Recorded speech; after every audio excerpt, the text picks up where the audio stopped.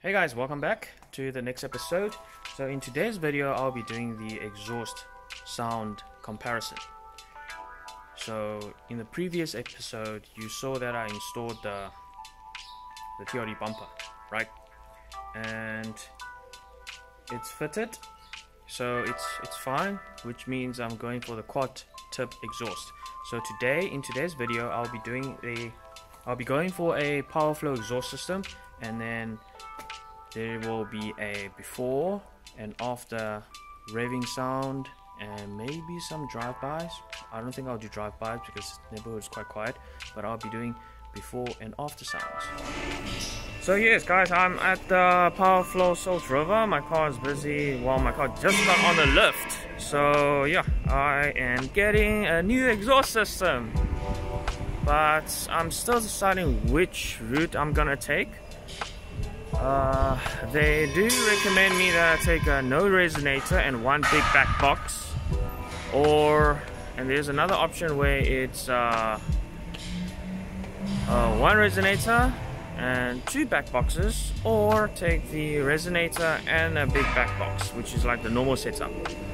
And now I am kind of deciding what route to take, because I don't want with no resonator and it got too loud and that. So yeah, they're gonna let me know how the resonator is and how it sounds, etc, etc. So I'll let you guys know. But yeah, let me turn the camera around and show you where the car is now. There we go, it's on the lift. Busy checking for any leaks and stuff like that. So oh jeez, my license plate light is blinking, flashing, damn it.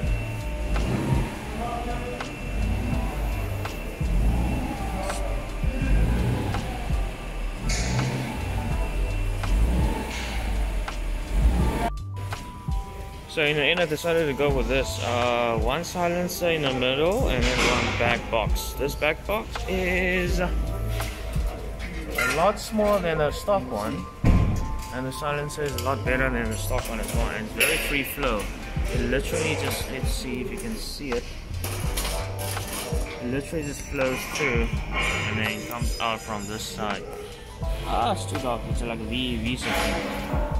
So it's like goes in from the side and then out, basically. So yeah, this one it's very free flow. Silencer. So yeah, hopefully this will quieten down the noise, but still have some flow to it. And she's getting the two stock tips. So I'm going to quad tips, quad OEM tips. So yeah, they say they found some funny noises in front, so they took the front header cover off. Now they're busy listening to it and see where it's coming from. So I'm guessing this could be the reason why I'm having funny ticking noises. There might be like a leak somewhere which is causing the tick noise to fall out of the engine bay and stuff like that, by the header side.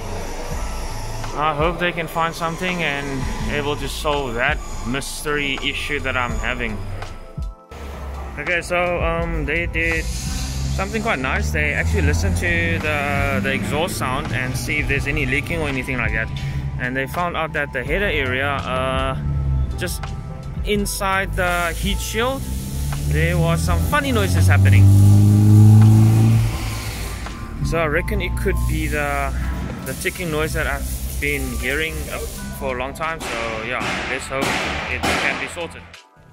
Okay, so they're busy lining the back box, and it's a super smaller than the original one.